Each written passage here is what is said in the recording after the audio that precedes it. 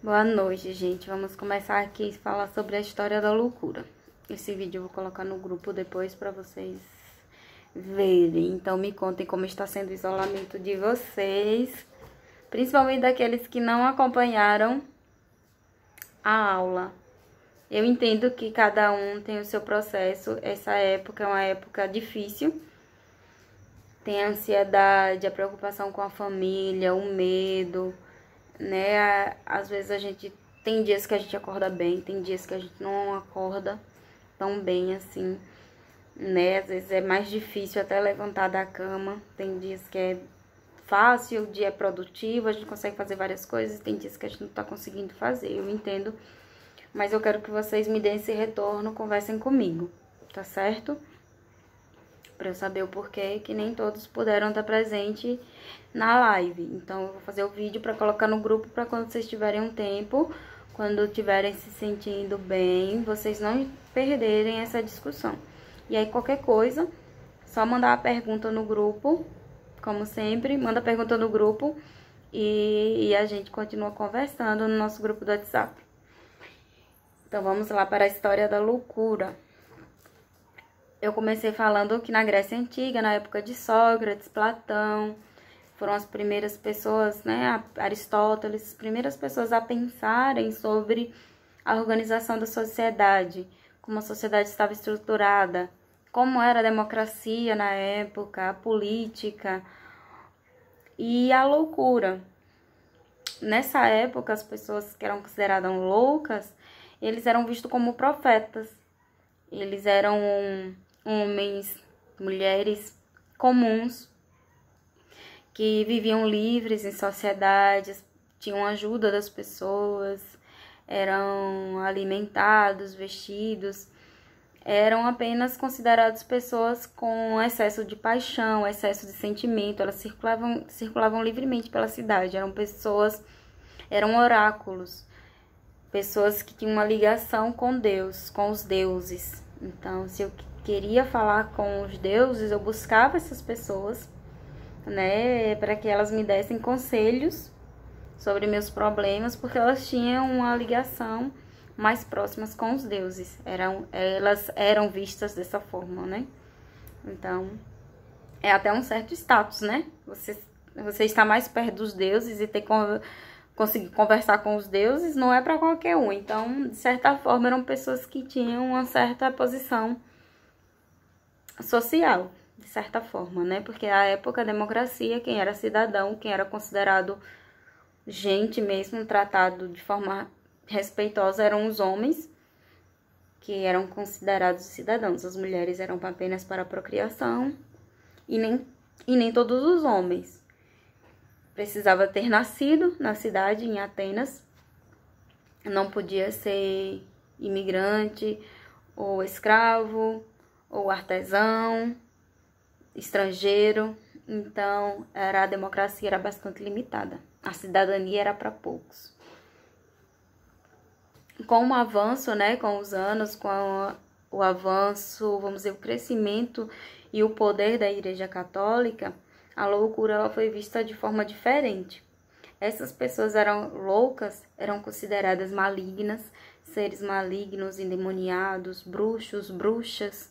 Então, essas pessoas eram levadas à Santa Inquisição e eram julgadas e punidas, na maioria das vezes, ou 100% das vezes, com a morte. Eram torturadas até assumir que realmente são malignas, assumirem a culpa, pedirem perdão pelos seus pecados e eram assassinadas. A gente às vezes pensa que só teve a Inquisição com a Igreja Católica, mas com o nascimento da religião protestante, foi a Inquisição também, tinha a Inquisição protestante, que também era da mesma forma. Os países que eram protestantes eram a Inglaterra, alguns países, né? Eu só estou me recordando agora da Inglaterra, que até hoje é um país protestante, considerado de maioria protestante.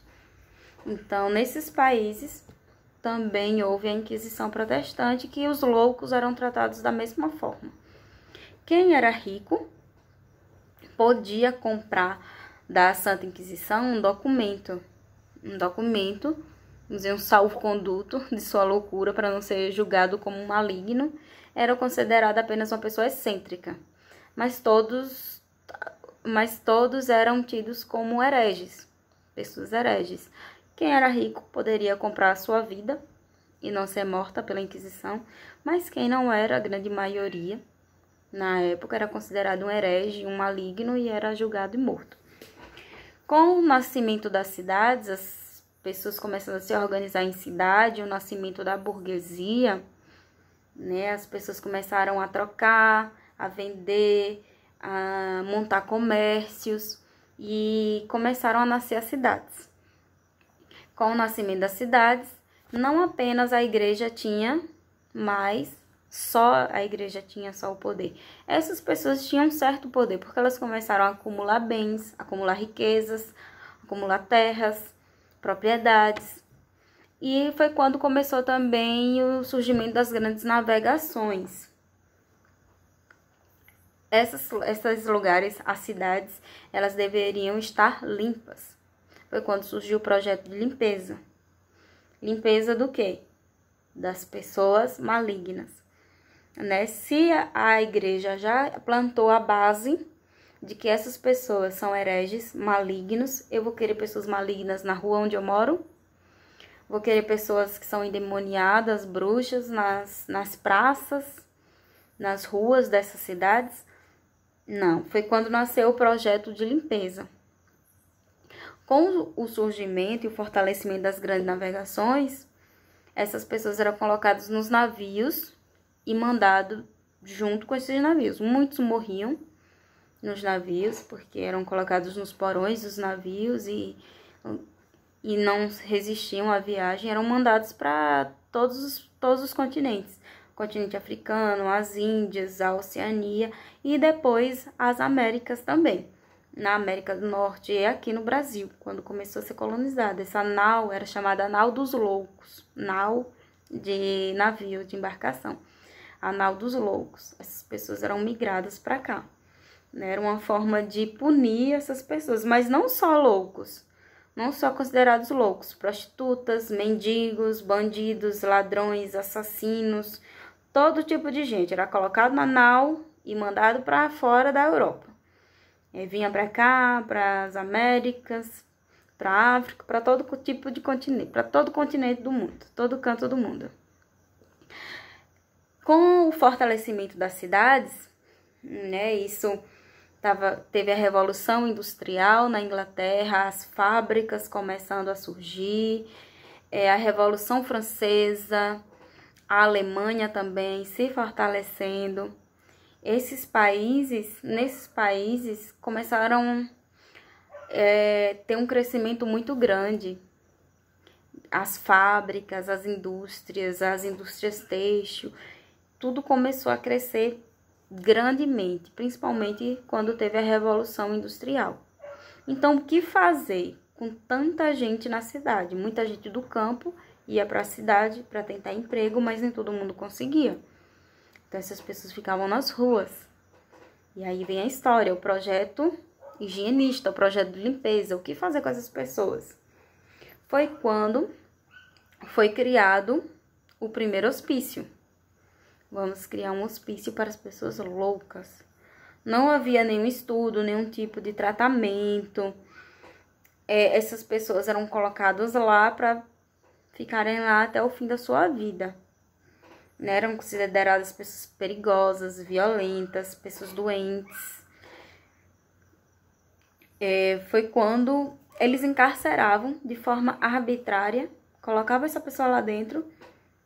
Podia ser um mendigo, podia ser uma pessoa passando necessidade, fome, ou pessoas ricas que queriam se livrar de algumas pessoas, então tinham o poder para fazer isso, mandar essas pessoas para lá, para esses lugares, pro hospício, e essas pessoas ficavam lá, era como se fosse uma prisão.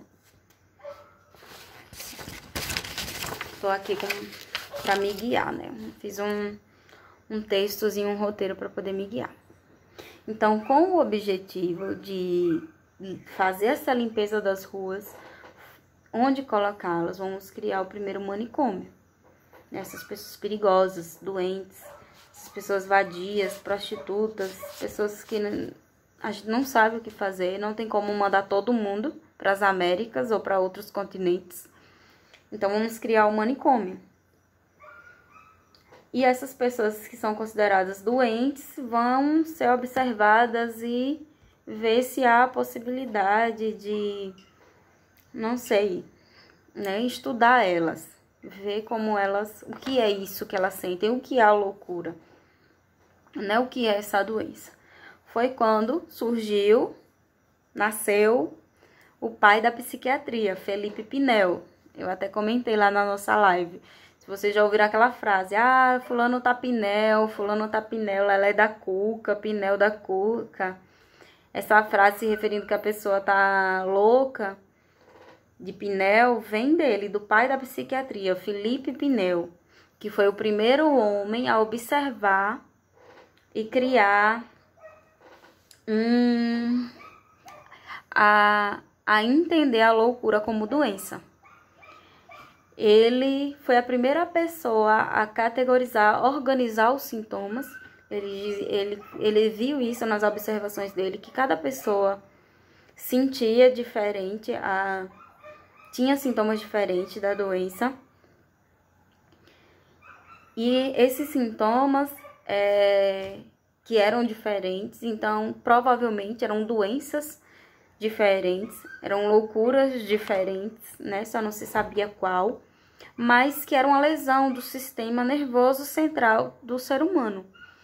Então, é uma lesão no sistema nervoso central, é uma doença, só não sabemos qual ainda, mas ele observou que eram doenças diferentes, porque cada pessoa tinha sintomas diferentes. Uma era mania, outra era melancolia, né? Uma era triste, o outro era histérico. Então, ele percebeu que a loucura ela reagia diferente para as pessoas. Então, foi um avanço muito grande ver que aquilo é uma doença e ver que são doenças diferentes. É a loucura, mas são loucuras diferentes. Esquirol, que foi outro médico, um segundo médico, que foi discípulo de Pinel. Ele continuou fazendo as observações de Pinel e a partir dos estudos, né, das contribuições de Pinel, ele foi percebendo, compreendendo e dando categorizações. Ele dizia que alguns eram transtornos de humor e outros eram transtornos de melancolia. E esses transtornos conduziam à perda do juízo, né? A perda de condição de homem. Essas pessoas eram alienadas. Foi quando surgiu essa palavra, alienados. E eu acho que não sei se vocês já ouviram falar dos alienistas. Tem até um livro de Machado de Assis que se chama O Alienista.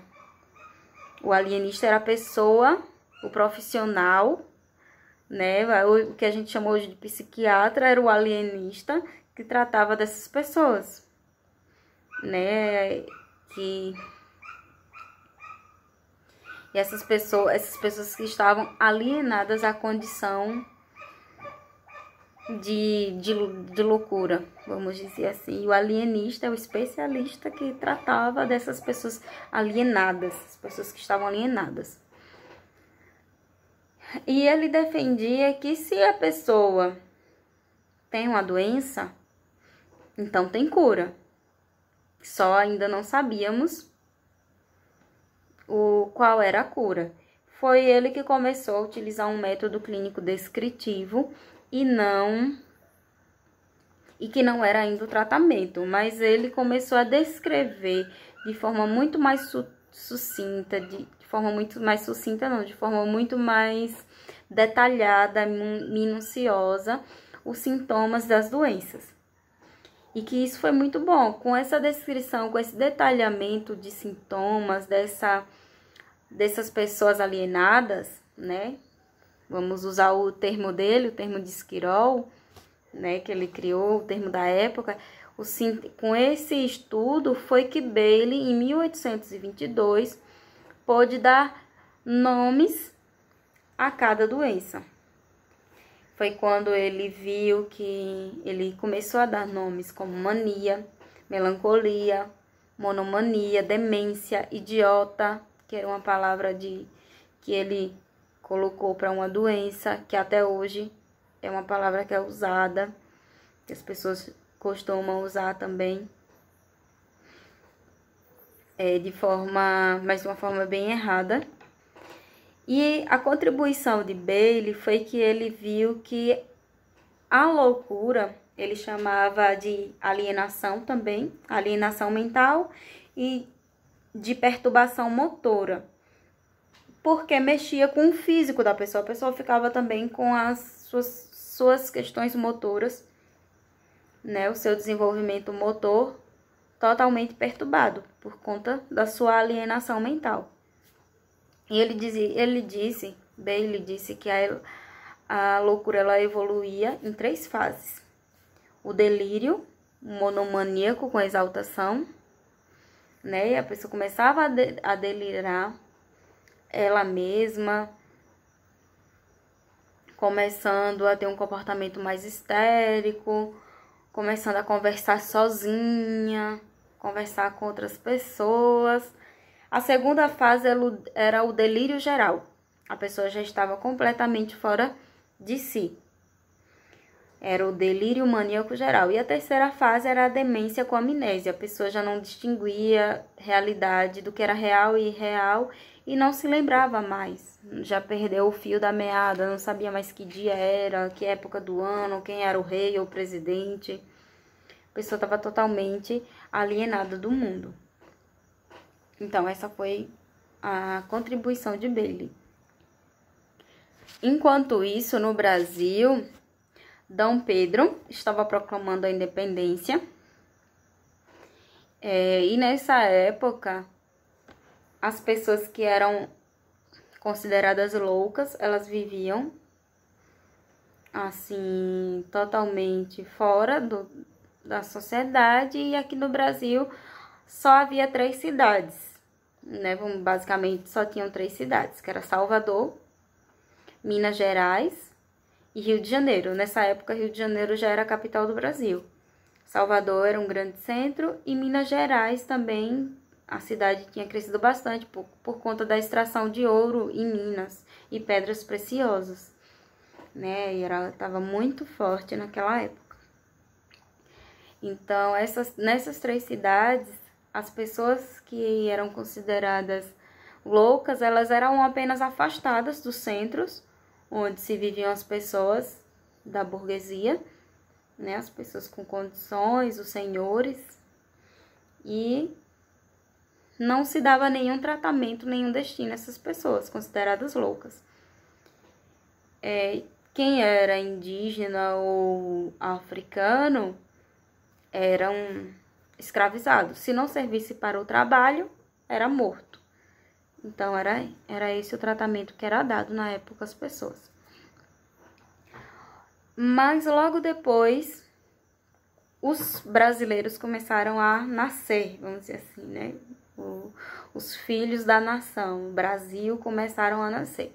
Quem eram esses filhos da nação? Os filhos dos senhores ou pessoas da burguesia, com mulheres indígenas, que na época eram chamadas de os negros da terra, porque eram pessoas nativas que já estavam aqui, ou os negros que foram trazidos para serem escravizados da África. Pessoas que foram trazidas da África para serem escravizadas. Então, eram os filhos da nação. O que fazer com os filhos dos senhores?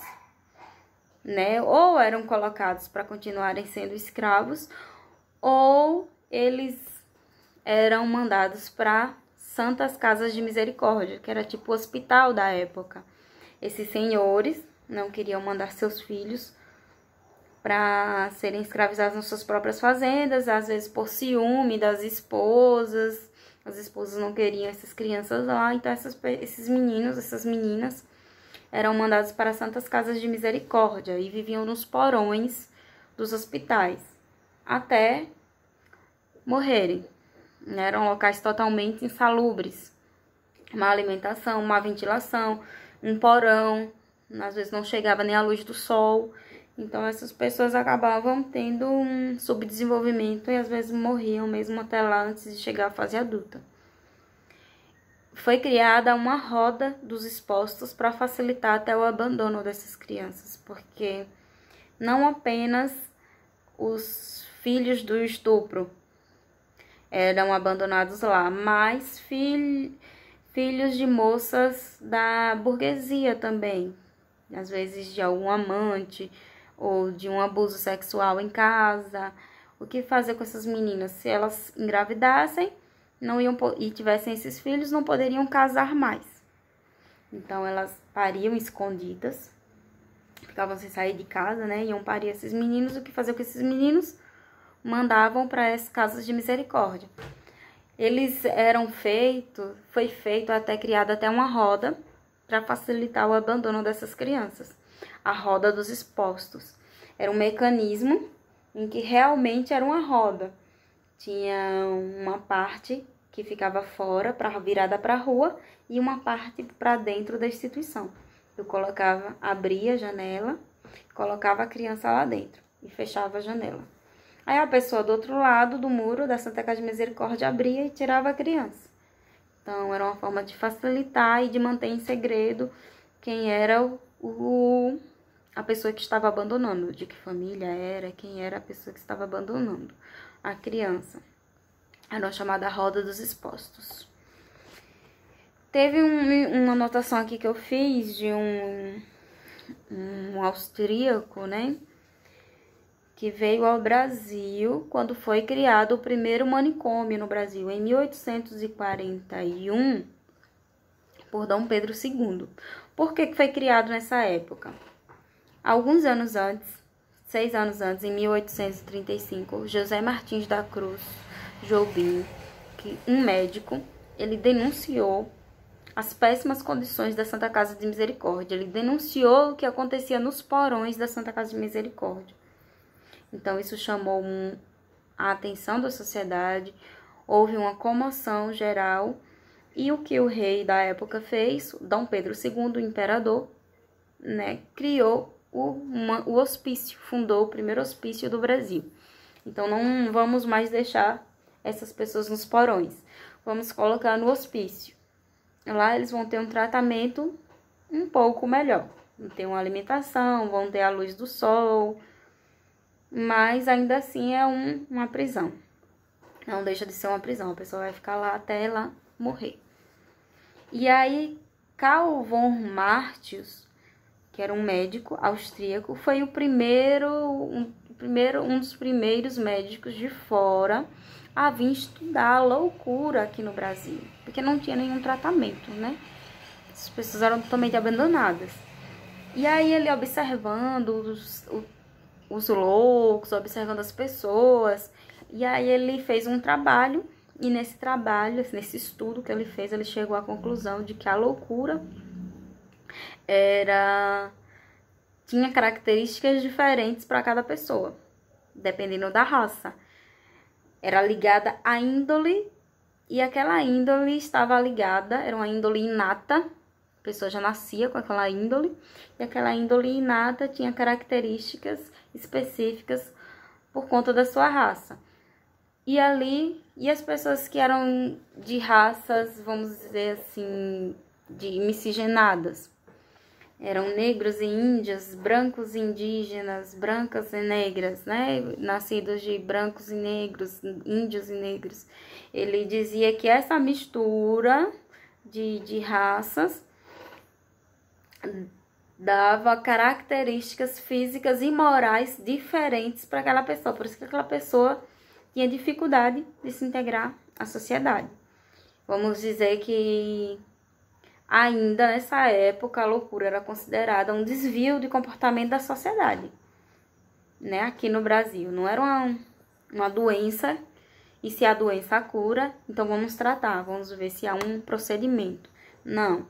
É uma pessoa que não se integrou ao modo de vida europeu. Por quê? Porque é um selvagem. Porque tem sangue índio, tem sangue de pessoa negra, sangue de pessoa índia, sangue... Então, o que vinha dessa miscigenação os filhos da nação, né? Os primeiros brasileiros que eram abandonados lá, ele dizia que tinha essa dificuldade de se integrar ao modo de vida europeu justamente por conta dessa miscigenação. Era a índole inata, né? Essa parte selvagem, que nada civilizada, que impedia da pessoa ter a razão. E voltando à Europa, o que estava acontecendo? Aqui estava só acumulando pessoas no primeiro hospício, e lá, vamos dizer que os estudos estavam começando a avançar, né? Vários testes de tipo de tratamento estavam acontecendo para tentar entender e tratar essa loucura, mas eram tratamentos totalmente bizarros e desumanos, usando bastante violência e tortura.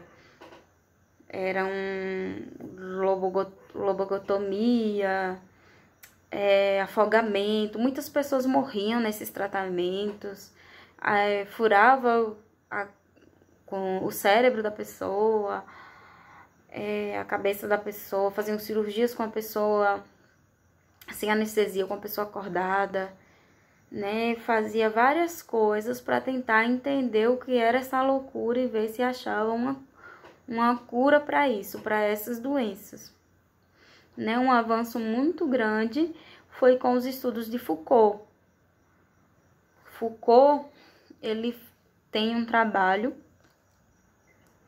Foucault, ele cria um primeiro trabalho pensando em reformar a psiquiatria.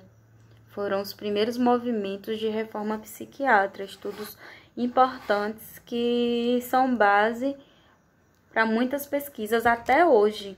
Os estudos de Foucault são muito importantes. Lá se começa a pensar em novas formas de se tratar a loucura e não usando a tortura, a violência, como se fazia aleatoriamente testes e muita gente morria sem chegar a conclusão positiva nenhuma.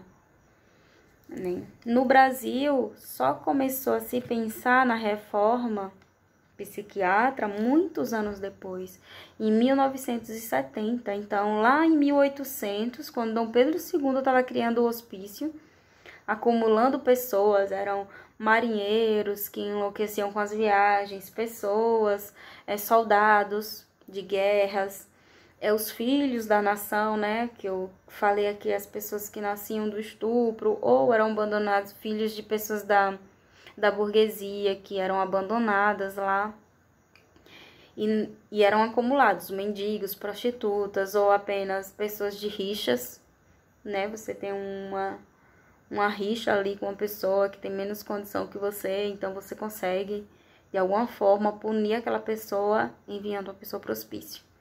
Acontecia isso também. Então era totalmente aleatório. Lá na Itália, com a reforma, né? A reforma psiquiátrica chegou em vários países e na Itália, Foucault, com os estudos de Foucault, houve um bastante avanço. Começou a se ter o trabalho dentro dos manicômios, dos hospícios, centros de convivência, visitas de familiares, né, moradias assistidas. Começou a ter um destinamento, um tratamento diferente. Então, as pessoas não eram apenas jogadas lá. Os familiares poderiam visitar, tinham um trabalho, uma jardinagem, uma carpintaria, coisas úteis para aquelas pessoas fazerem. E isso ajuda, o que ajudou bastante. As atividades manuais, elas ajudaram. Viu-se com a parte das observações que isso ajudou bastante no tratamento da loucura. Aqui no Brasil, como eu tinha dito, em 1970 que começa a luta antimanicomial. começou a se criar vários hospícios no Nordeste, Minas Gerais, Rio de Janeiro, em várias cidades. E essas pessoas eram apenas colocadas lá de forma totalmente insalubre. Em uma cidade em Minas Gerais, chamada Barbacena, a cidade foi chamada de a Cidade dos Loucos. Chegaram a morrer mais de 60 mil pessoas dentro desse hospício. Desculpa, chegaram a ser internadas 60 mil pessoas. E milhares desses 60 mil, milhares morreram. Eu vou colocar um vídeo no nosso grupo para vocês verem. Tem várias reportagens, porque a mídia já estava muito fortalecida, 1970, tempo desse. Então, começou a se denunciar a mídia, a imprensa, os repórteres começaram a fazer várias visitas, denunciando o que acontecia dentro desses manicômios, que eram situações totalmente absurdas, de insalubridade. Pessoas eram colocadas lá de qualquer forma, pessoas que nem tinham nenhum sofrimento psíquico, mas colocava lá e acabava adquirindo o sofrimento psíquico e às vezes até morrendo lá de fome, de frio, doenças intestinais e muitas outras situações.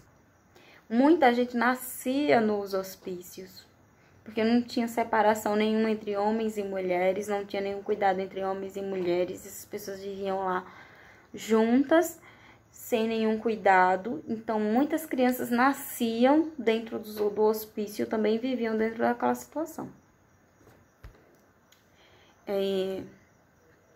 Foram mais de 60 mil mortes, acabei de verificar aqui nas minhas anotações, em Barbacena, e era chamada a Cidade dos Loucos, e foram mais de 60 mil mortes.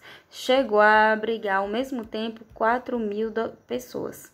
Imagine 4 mil pessoas num hospital que nem tinha tamanho para caber 1000 pessoas, E a rotatividade. As pessoas que entravam, morriam, nasciam lá e morriam, para chegar a morrer 60 mil pessoas, Então, eram muitas infecções pulmonares, pelo frio, pela fome, infecções intestinais, pela comida que eles recebiam.